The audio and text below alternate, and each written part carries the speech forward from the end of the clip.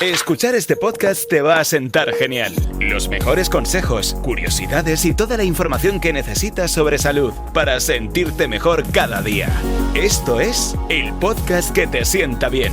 Un espacio de Quirón Salud Vizcaya y Radio Bilbao para ayudarte a vivir mejor.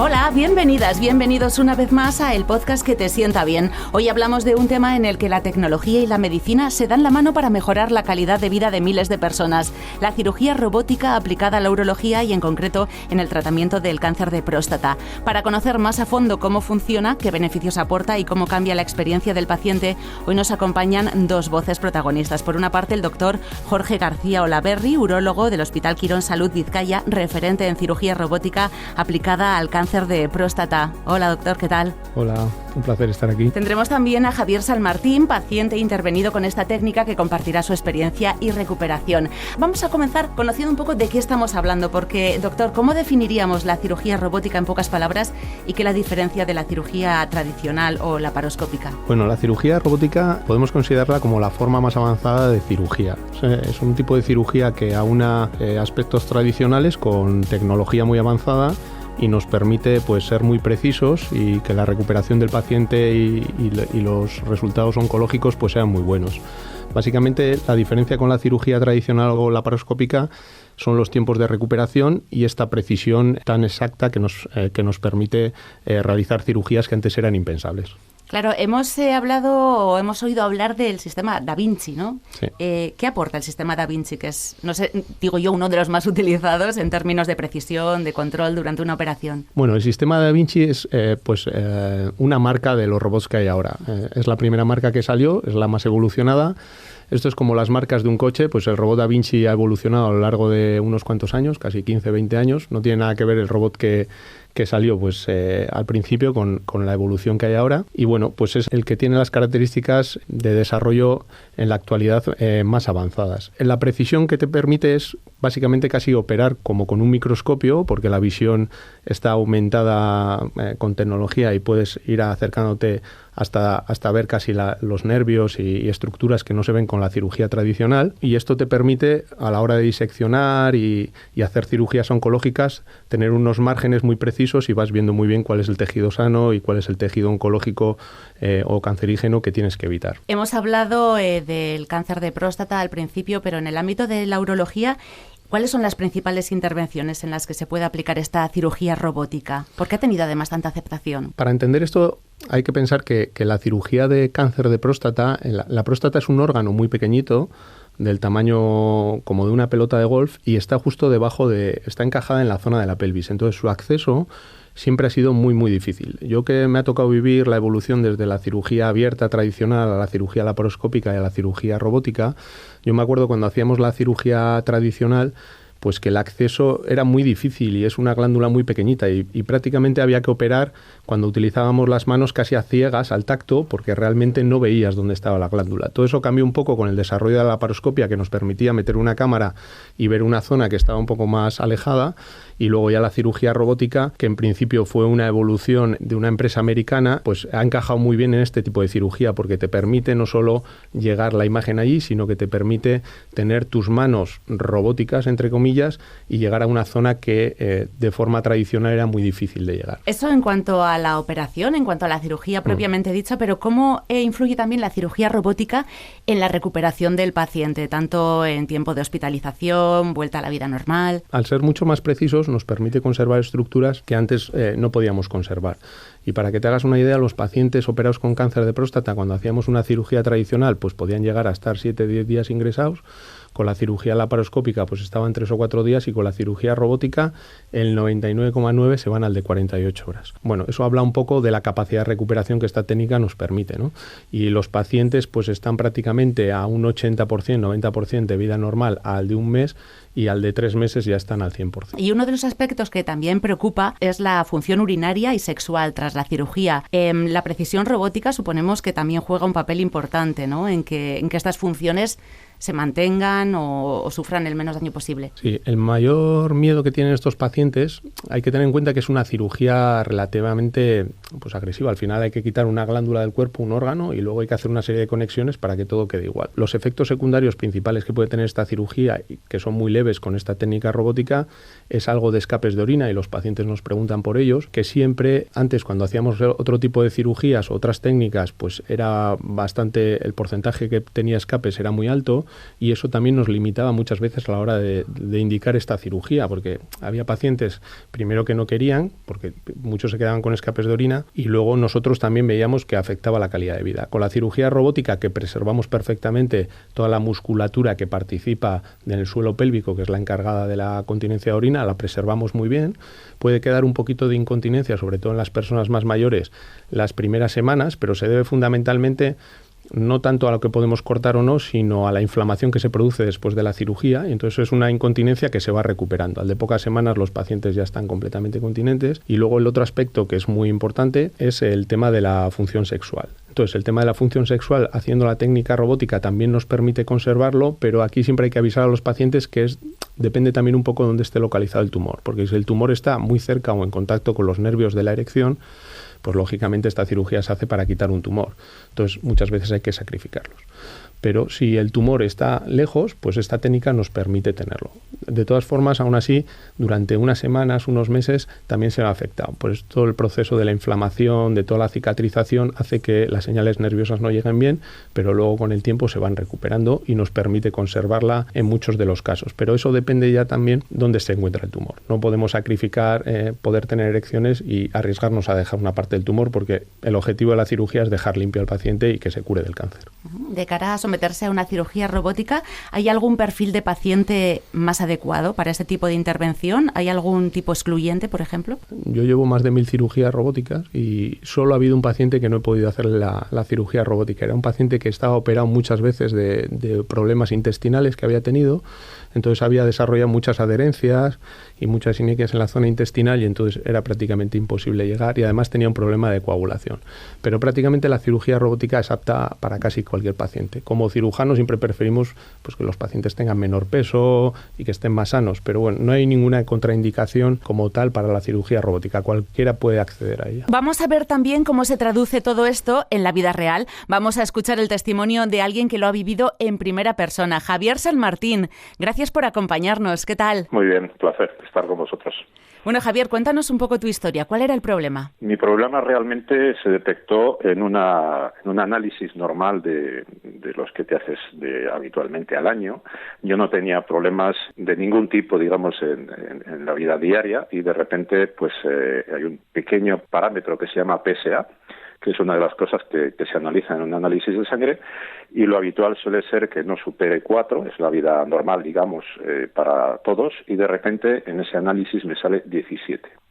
Acudo a la doctora de cabecera, que es la que me había hecho el análisis, y me dice que hay probabilidades de que pueda ser un tema de próstata. Le digo, bueno, ¿cuál es el siguiente paso? Me dice que me dan cita, estoy hablando de la sanidad pública, me dicen que me dan cita para el urólogo, lo ponen como urgente, y como los plazos que me dieron en aquel momento pues me parecían absolutamente excesivos, miré hacia la sanidad privada y bueno, pues topé con Jorge, me permito tutearle.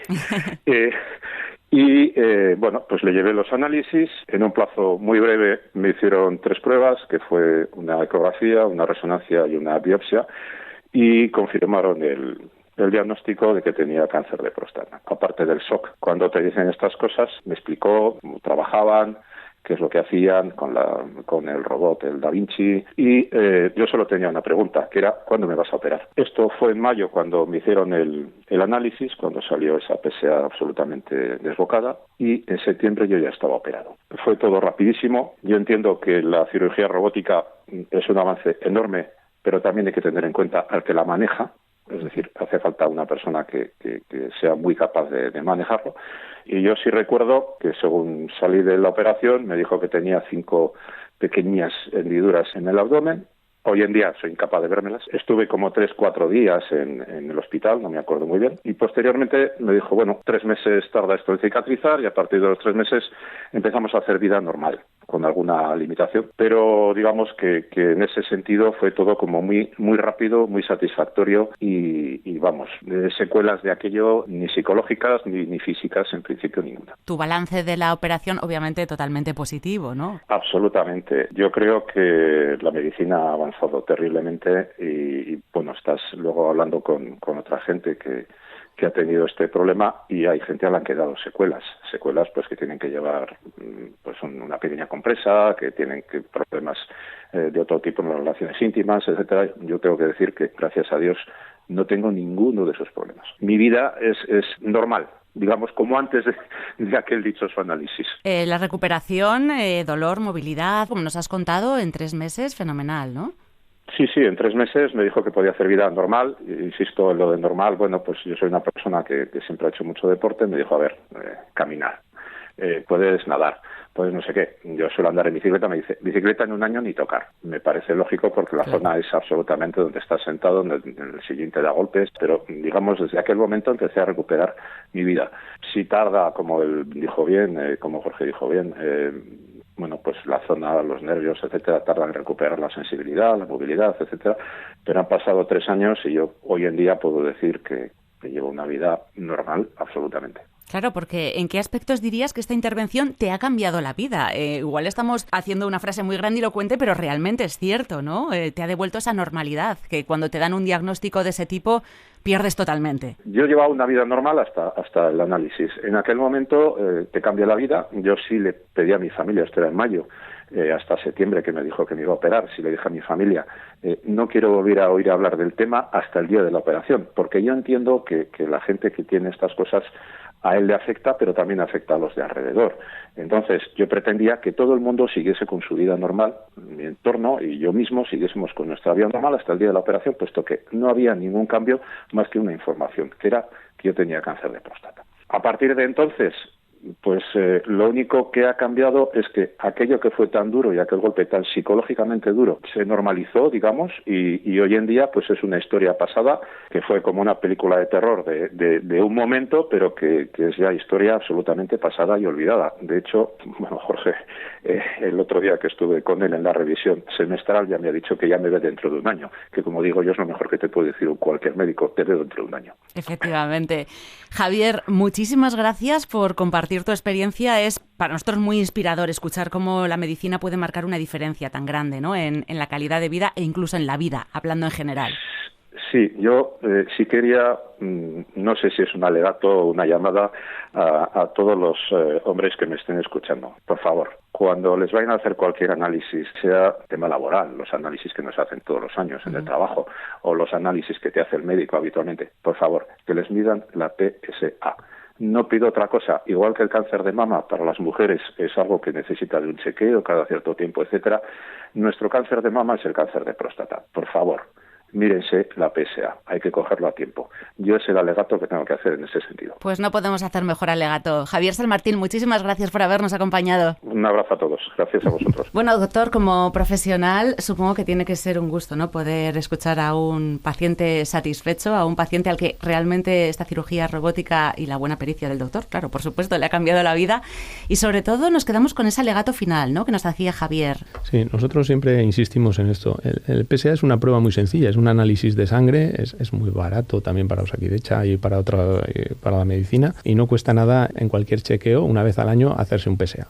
El PSA además tiene cierta mala fama, como que no sirve para diagnosticar muy bien, pero realmente es una prueba barata, sencilla, rápida, y a nosotros nos posibilita ahora, con otras técnicas como la resonancia y la biopsia, saber muy bien y diagnosticar muy pronto los cánceres. El cáncer de próstata tiene la fama de que se cura, y es verdad, se cura el 80% de las veces, 70% de las veces, pero si lo cogemos a tiempo, como la mayoría de los cánceres. Es un cáncer lento, evoluciona lento, pero hay que cogerlo a tiempo.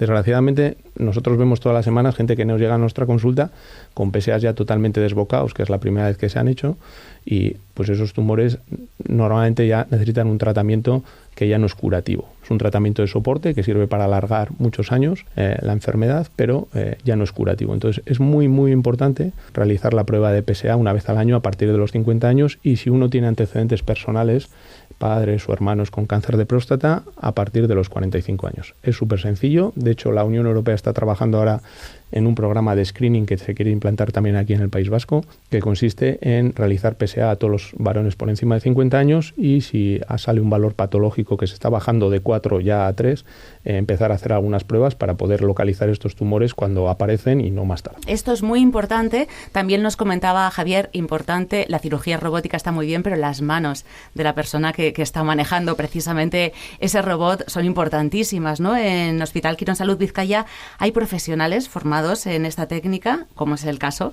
¿Qué tipo de preparación requiere un cirujano para dominar la cirugía robótica?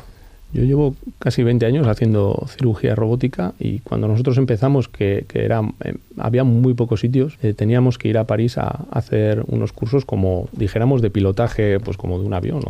Al final estás utilizando una máquina, es como un coche, ¿no? Tiene pues muchos mandos y realmente tú estás alejado del paciente y tienes que saber manejar la máquina. Hoy en día es una cirugía ya que se ha extendido mucho. Básicamente, aquellos que nos formamos hace tiempo, pues ya formamos a los nuevos y ya no hace falta desplazarse a ningún sitio. Antes te daban hasta como un carné o un diploma para poder manejarlo. Ahora ya, pues eso no hace falta. Y bueno, pues vamos formando a las generaciones nuevas que además les ves que enseguida cogen. Pues son generaciones que están acostumbradas a usar la tecnología y enseguida lo cogen. Mucho más rápido que lo que nos costó nosotros al principio. Y mirando al futuro, ¿cómo puede evolucionar esta tecnología en los próximos años dentro de la urología? ¿Estamos viendo solo el comienzo? Realmente la cirugía robótica lo que está haciendo es, en el mundo de la urología y en el mundo de la cirugía en general, extenderse y las aplicaciones ahora son mucho mayores. Ahora se hace ya muy frecuentemente cirugía de riñón, que te permite, cuando tú tienes un tumor de riñón que está limitado, únicamente quitar el tumor y no todo el riñón, como antes pasaba. También se está extendiendo mucho a la cirugía de cistectomía, es decir, cuando tú tienes un tumor en la vejiga en el que está infiltrando la vejiga y hay que quitar la vejiga, pues ahora se hace con el robot y eso es una cirugía muy agresiva, pero que con el robot permite que la recuperación del paciente sea muy rápida y entonces ya se está extendiendo y la cirugía robótica va a acabar expandiéndose a todas las áreas, en urología, pero también en cirugía que están empezando, cirugía torácica, otorrino, ginecología, se está extendiendo y acabará siendo. Nosotros ya prácticamente no se hace ninguna cirugía tradicional, laparoscópico ya cada vez se hace menos y casi todas las cirugías que antes se hacían con estos dos métodos están siendo ya cirugía robótica por las ventajas que ofrece. Doctor Jorge García Olaberri, muchísimas gracias por habernos acompañado y sobre todo por ayudarnos a entender cómo funciona, ¿no?, esta cirugía robótica que transforma el presente y el futuro de la urología. Gracias. Un placer. Y a ti que nos escuchas, recuerda, la información es salud. Si tú o alguien cercano afronta un problema urológico, consulta con un especialista. Las nuevas técnicas pueden marcar la diferencia. Comparte este episodio, suscríbete y acompáñanos en los próximos contenidos donde la salud siempre es protagonista. Hasta el próximo episodio. El podcast que te sienta bien. Un espacio de Quirón Salud Vizcaya y Radio Bilbao.